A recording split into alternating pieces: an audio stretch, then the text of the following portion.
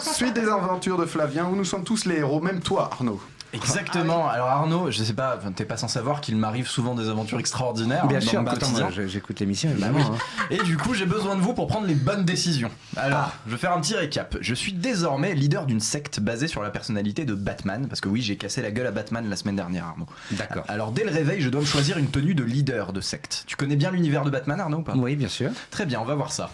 Alors, j'ouvre le vestiaire, à l'intérieur, 3 costumes de Batman. Petit 1, le costume du Batman d'Adam West de la série des années 60, gris, classique, en spandex. Ouais, non. Petit 2, le costume du Batman de Christian Bale, rigide en Kevlar avec autoradio intégré.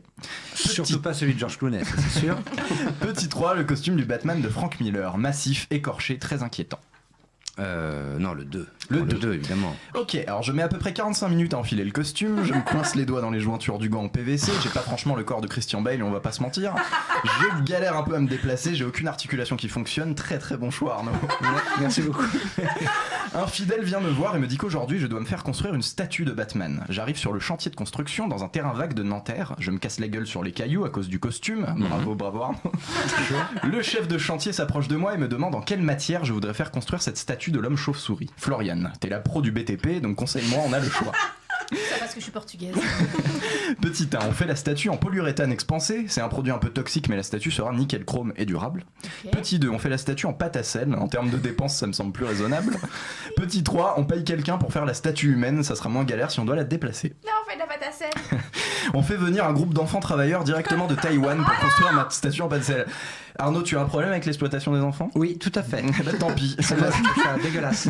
La statue devrait être prête ce soir. Mais je porte quand même du H&M. Pardon, excusez-moi. Ça balance.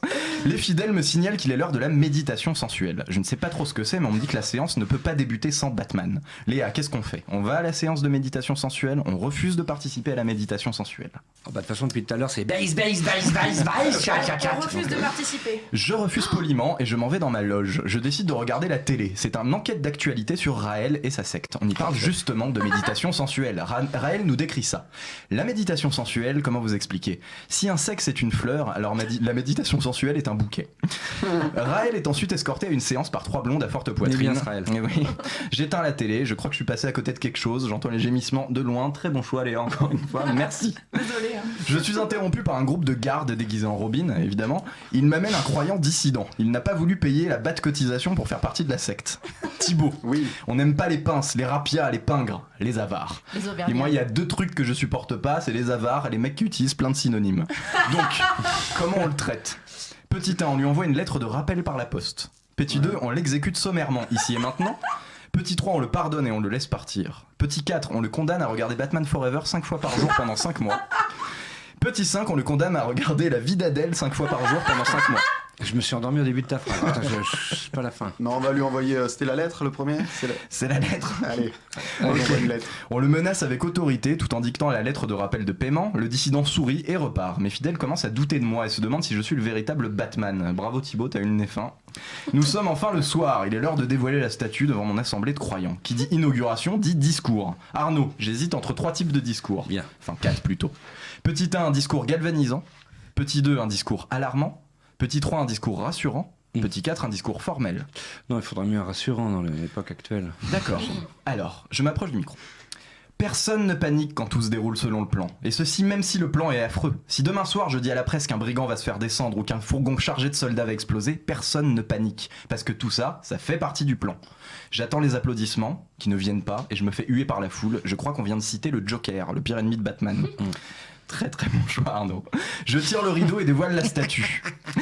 Un magnifique Batman en pâte à sel. Le résultat est pas dégueu, mais pas franchement solide. Tout le monde se met à applaudir, mais le son fait s'effondrer la statue qui commençait déjà à s'émietter. Les fidèles demandent à être remboursés.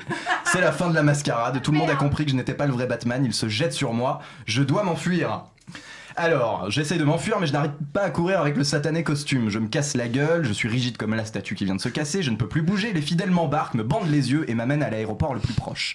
Ils me disent « Tu veux jouer à Batman ? On verra dans la prochaine chronique comment tu t'en sors à Gotham City. » Oh.